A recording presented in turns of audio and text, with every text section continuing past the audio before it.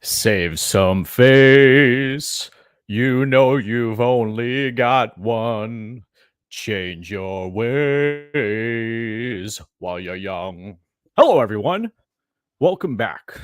Mike's MMA Picks here with a UFC London recap where we saw a number of fantastic bouts under the bright lights inside of the O2 Arena. We saw flyweights kick things off. Let's walk through this card, my brothers. First bout of the evening, where we saw Jafel Filio lock up a choke against Daniel Barres. Barres came out guns blazing, went to the body early and often, dropping Jafel Filio. But it wasn't enough. Filio was able to get back to his feet, partially due to Daniel Barres giving him adequate time to recover because he didn't want a piece of Filio on the mat. And that came back to haunt him, my brothers. You watch that fight back. Barres looked beautiful on the feet, rip into the body. We've seen a number of Spaniards rip to the body before, namely Ilya Taporia, as well as Joel Alvarez. We'll speak a little bit to Joel Alvarez's tremendous victory later in the show, in part due to what looked like to be an accidental headbutt. So, Jafel Filio comes through victorious. I picked him on the show and warned folks that Barres, slight frame, Filio's massive frame for a flyweight was a difference maker here. You saw on the mat, Barres tapped very, very quickly to the choke. So Daniel Barres goes down in flames. Filio gets his first UFC victory. And on we move. Next up, we had Bruna Brazil. Wow. What can you say? She skated by in this matchup. Did not show me much, but Brazil, you watch the fight back, and that takedowns, late in rounds, I believe those were difference makers for her. Bannon, head in her hands after the fight. Irish fighter couldn't come through in Europe, and Bruno Brazil cashes for those who had the chutzpah to back her. Next up, where we saw Chris Duncan come through against Yanal Ashmuz. Ashmuz apparently broke his wrist during the fight.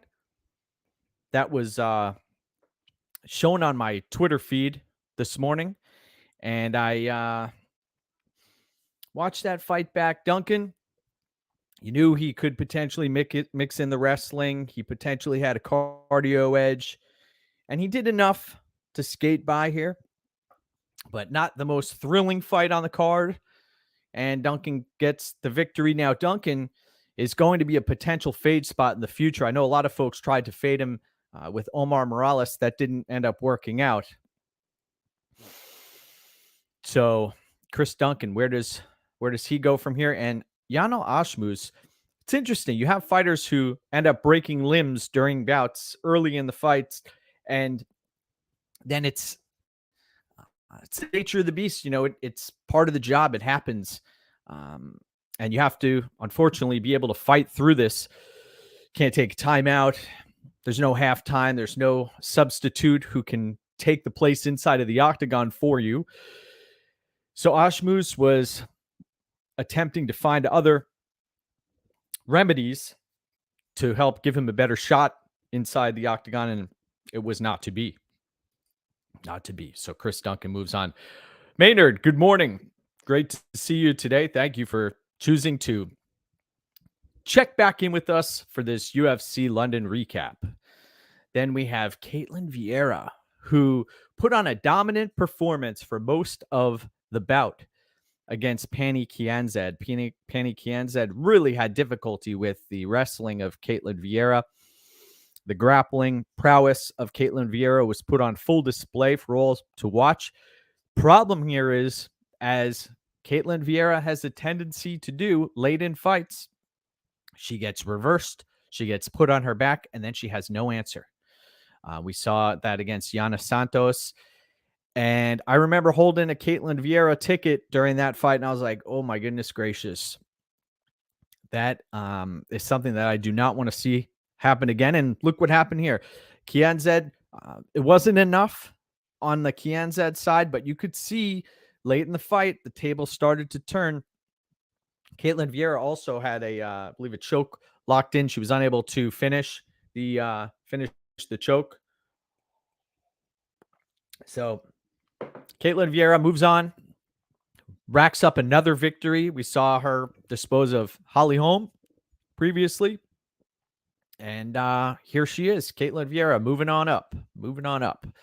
Then we had Mahmoud Muradov defeating Brian Barberena in not spectacular fashion. It appears that he let Brian Barberena hang in there. He was playing with his food, and Barberena toughed it out. He survived the 15 minutes. That's one of the reasons I ended up not having any action on this specific fight, because Barberena, tough as nails, hard to get him out of there. And Muradov, we saw against Mearshart and others, he has a tendency to fade in fights. So cheers to Mahmoud Muradov. Was another feather in his cap, another UFC victory.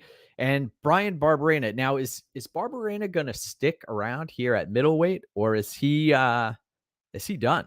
That's what I want to know, because I don't see him being able to compete at this level against these fighters in this division. So Muradov moves on, and Barberena needs to figure out what is next. Now we have Parkin taking on Pogues. Mick Parkin defeating Jamal Pogues in a lackluster heavyweight affair, where Pogues, this is one of the reasons you wait. Sometimes it's worth waiting for weigh-ins to put in your plays. Of course, there are many times when it's worth getting in early, but Pogues has a propensity to gain and add adipose tissue from fight to fight. This time he tipped the scales at 266 pounds. Goodness gracious. 266 pounds for Pogues, and looked horrific out there, looked slow, looked fat, looked we didn't see the fast twitch muscle fibers on full display, as Sean Orr previously mentioned in some correspondence via Twitter. So not much to take home with this bout. Parkin, low level heavyweight, and Jamal Pogues looks like he could make middleweight if he laid off some of that some of the food in between camps. So disgusting display by Jamal Pogues there, and I hope he's able to right the ship and get his act together, because when you're competing at the highest level here, you want to give yourself the best chance to succeed, and part of that involves cardiovascular activities and being willing to sacrifice in the kitchen and in the training room.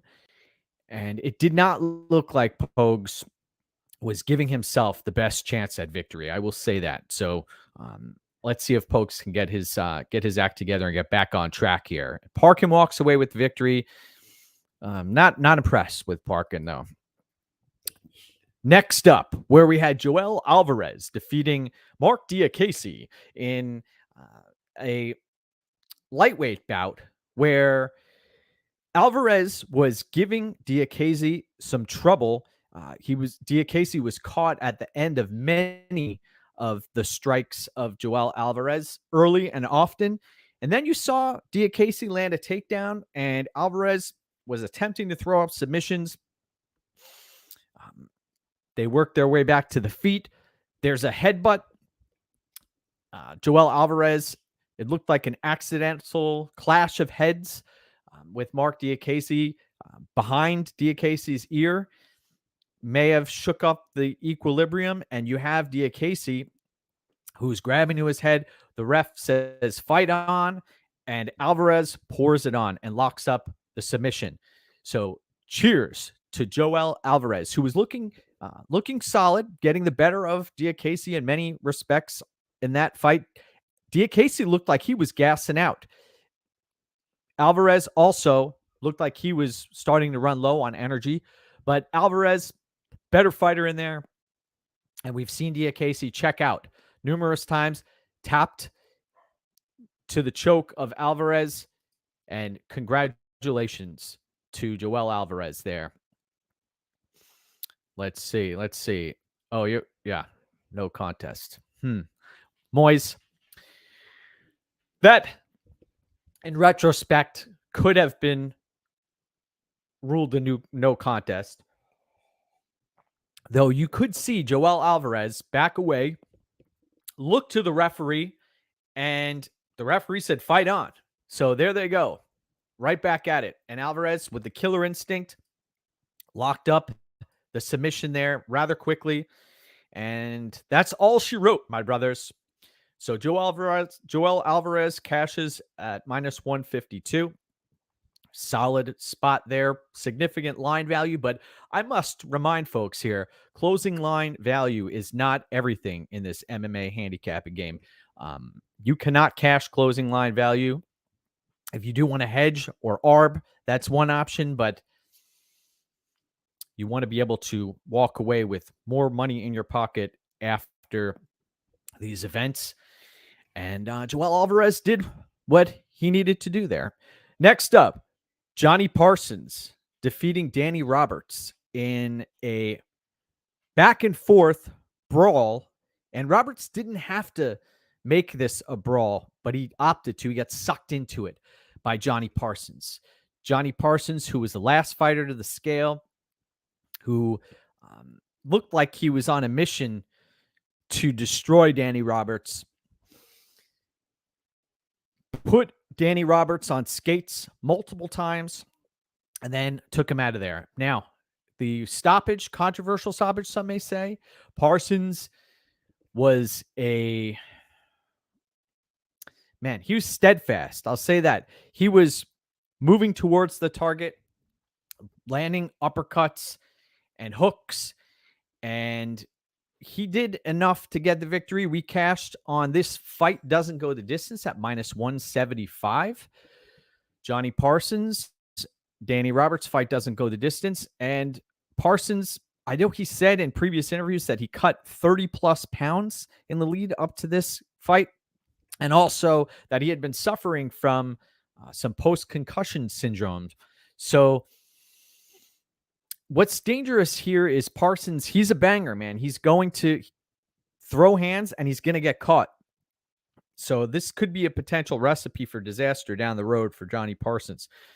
But walks away with the victory.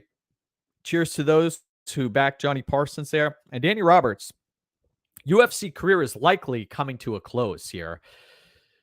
That likely was the last fight of Danny Roberts' professional career. We will see. We'll see. We've got some other Moyes. Danny has lost all durability. Yes, it did graze his head. We've seen Trinaldo and others put him on skates. And man, Roberts is a very skilled fighter, though. Then you have Daniel Marcos defeating Davey Grant in a very closely matched affair when it went to the scorecards. One could argue that Daniel Marcos walked away with the victory and deserved it. And then one could also argue that Davy Grant did enough to get the W. Davy Grant, those step in low leg kicks are a trademark of his, and they were landing early and often. He did get cut over the nose in the fight, and Davy Grant was attempting to hang in there. His spinning attacks, he even tried to work in some wrestling. But I will say this, when Davy Grant tried to close distance and put it on Marcos, Marcos was waiting for him with a knee up the middle, and Marcos looked great. Um, it's hard to look great against a fighter like Davy Grant, who's so dangerous. I had no action on this fight. I could see an argument for either fighter winning. I did believe that Marcos did enough. And how about Charles Rosa in the corner of Daniel Marcos? He looked more excited than Marcos did. I'm sure a bunch of folks in the O2 Arena recognized Charles Rosa from his matchup against Nathaniel Wood recently. So props to Charles Rosa and Daniel Marcos there. Very, very nice to see that. Now, Moyes scored it for Grant, and he was shocked. Understandably shocked. It could have gone either way.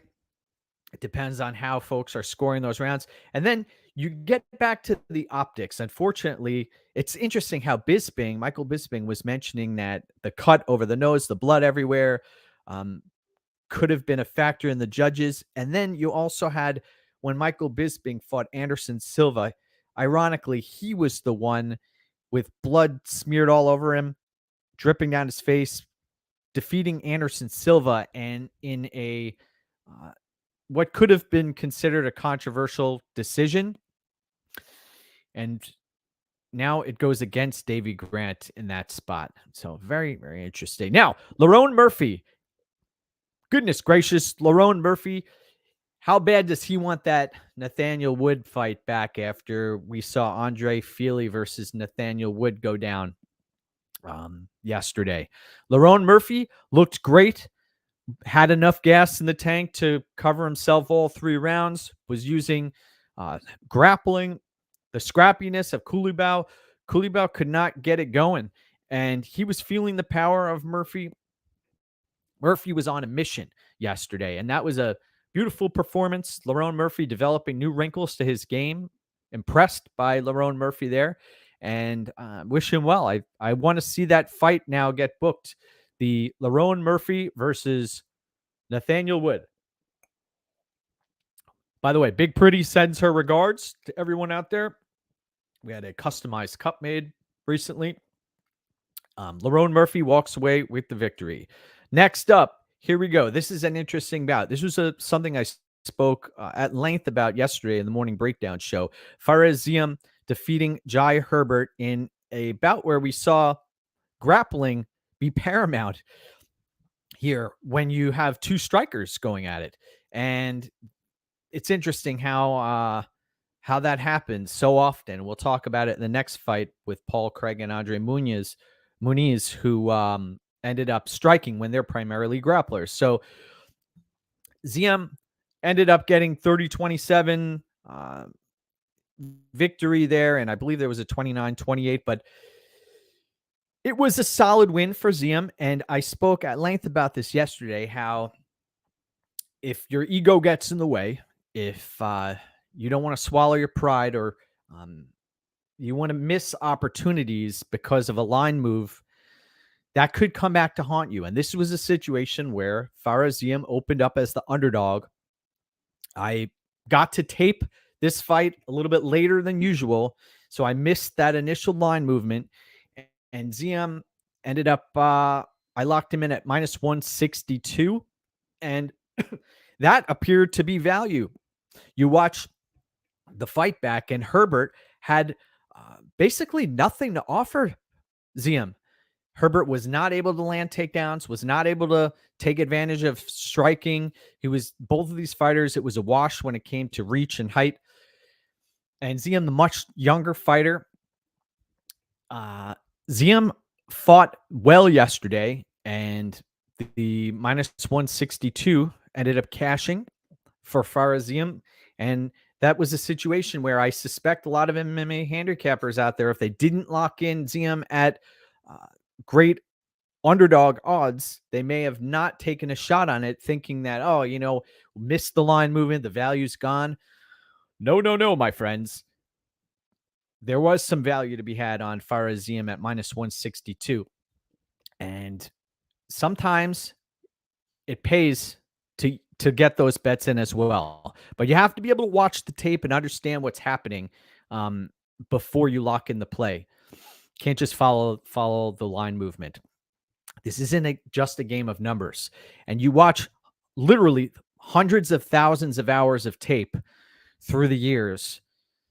This is where it pays dividends. It separates winners from losers long term when it comes to being third party tracked. So it pays to do the homework there. And Ziem was the rightful favorite and looked great out there. But I wanted to see him take out Herbert.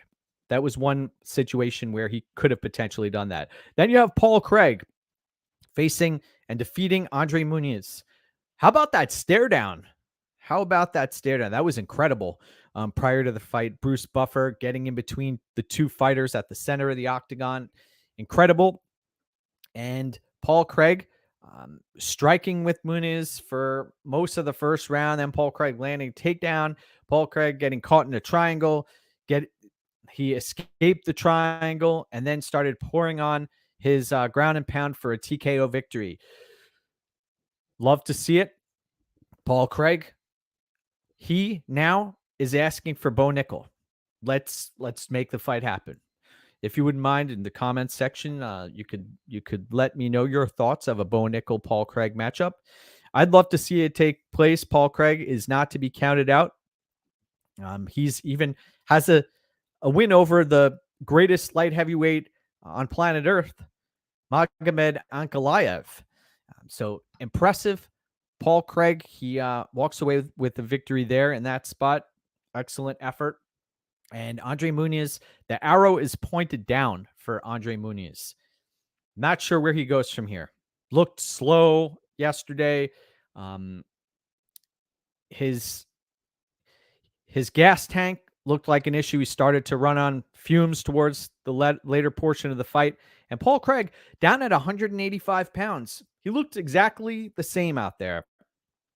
Gas tank held up, and he did exactly what he had to do. So solid effort from Paul Craig in victory. Next up, where we had Nathaniel Wood defeating Andre Fili. Now, I had 2 units on Nathaniel Wood at minus 190. Nathaniel Wood ends up getting dropped early in the first round, recovers. And if you've watched the regional footage of Nathaniel Wood, you'll see that he does have a tendency to get dropped, and he will get back up and keep on ticking. He even did it against the Dodson fight when he got leveled, and the ref stepped in and stopped that fight. So Nathaniel Wood turns the tide on Andre Fili in the first round, drops Andre Fili. Blood starts to come out above the eyebrow of Andre Fili. And then Andre Fili, not to be counted out, came back in that second round, dropped Nathaniel Wood and landed some knees up the middle, and then got the back of Nathaniel Wood. And Nathaniel Wood ends up reversing position and rides out the round, survives. Third round, rather tepid pace, I must say. Both of these fighters felt each other's power, so I think that had a role in them not going for it in the third round. But you watch the third round, and Nathaniel Wood did land the harder strikes. And I did notice some tennis sounds from Nathaniel Wood towards the end of that third round as he was landing strikes. He wasn't doing it early in the fight, but that accentuated, I believe, and amplified the shots that he was landing, taking a page out of Caitlin Chukagian's playbook. Nathaniel Wood, and he ends up getting the victory there, 29-28, and that's how I had it scored on my scorecard. And Andre Fili, though, fought his ass off, and this was a situation where I had a feeling that the O2 Arena crowd could help Nathaniel Wood get over this hump. And you watch the fight footage, and Nathaniel Wood, he just keeps on ticking, man.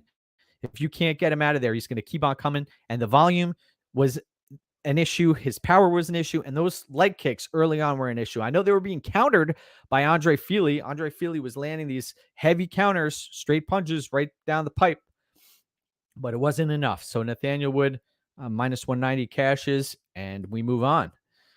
Now, co-main event of the evening, Molly McCann, who was coming in as a minus 210 favorite, gets caught on the ground, and Stoliarenko locks up the armbar submission. Molly McCann taps, I've counted 7 times quickly, and Stoliarenko, who looked to be getting the better of McCann on the feet prior to the fight hitting the mat, and then just went to her patented move, McCann went right into Stoliarenko's wheelhouse, and that was all she wrote.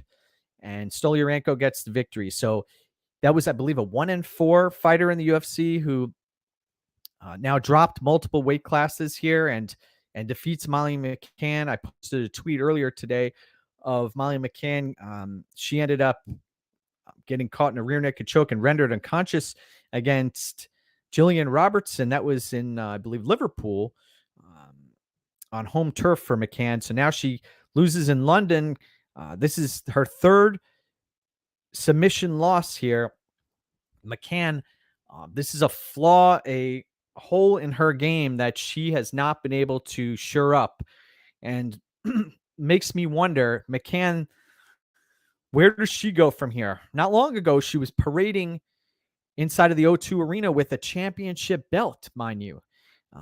Looking back on it, that was one of the most horrifying displays inside of the octagon. I don't know how they let her get into the octagon with that championship belt. Blows my mind when I watch it and I see it on the timeline there. She had no, man, she should not have been near the championship belt. I know it was a replica belt, but it still stings to see that play out, because there were those in the crowd in the O2 Arena who believed that that was a legitimate championship belt that Molly McCann was parading around with. So Stoliarenko, we should be talking more about her. She's a dangerous fighter on the mat. One of the plays that I recommended was fight doesn't go the distance. I ended up not playing it primarily because I saw a better option in the Parsons Roberts fight. I had a hunch that fight had a more likelihood of finishing, but what's funny is Stoliarenko McCann lasts just under 2.5 minutes, rather quickly, faster than that finished faster than the Parsons Roberts fight. So cheers to those on the Stoliarenko side. Enjoyed seeing that. Is she still signed by Barstool? That is an excellent question, Brian. That may be the case, but who is the UFC going to sign her to fight next, considering there are gaping holes in her game? McCann is tough, but even if you're tough, you get caught in these submissions and you're forced to tap or go unconscious, and we've seen her do both.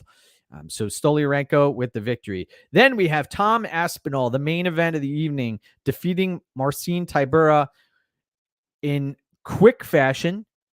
It only took a couple of exchanges, and Aspinall ends up starching Tybura quickly. Very impressed with Aspinall. And where does Aspinall go from here? That's the question. Light work for Aspinall. I know there was a lot of work put in the training room and also to recover from the horrific knee injuries that he sustained in his last fight against Curtis Blades. But you like what you see from Tom Aspinall out there, and he appears to be a legitimate threat. I know the gas tank is something that we haven't necessarily seen tested for Tom Aspinall. So if he ends up in deep waters, we still don't know how he will respond. But maybe he gets all of his fights done early here, and that seems to be what's happening. Aspinall dangerous on the feet, dangerous on the mat, and Tybura looked to be in great shape, but as we've seen at heavyweight, it only takes one strike to level your opponent and take them out of there, and that's basically what happened. So the arrows pointed up for Aspinall, who leaves this fight without injuries, fresh as a daisy, ready to take on all comers at heavyweight. I'll be interested to see where he goes from here. And also, as far as the future heavyweight division, the heavyweight division matchups that are out there, Stipe Miocic against John Jones. I know that's a legacy fight, so to speak, but Aspinall could walk in right now and beat Stipe Miocic in my eyes. I think that Miocic has slowed down dramatically. Miocic is also up there in age. His chin is questionable, and he's been a great champion for many years. But that ship has sailed as far as I'm concerned. And John Jones, I think he was around minus 300 or so against Miocic. I could see Jones winning that matchup, but Jones versus Aspinall, that could be a potential heavyweight matchup. There are a few fights on the horizon. The Pavlovich fight may be out there. I know that Aspinall has done some serious work. Both fighters, powerful strikers. Pavlovich has really come into his own recently. Also, it's amazing what confidence will do to a fighter. So, looking forward to see what the future holds for the heavyweight division. And that's all she wrote for UFC London. So, next up, UFC 291 is headed our way in the near future. Be ready for it. Stay locked in. Do the homework. Get out there. Enjoy the rest of your Sunday. Thank you for tuning in. And remember, go get what's yours. And smile like you mean it.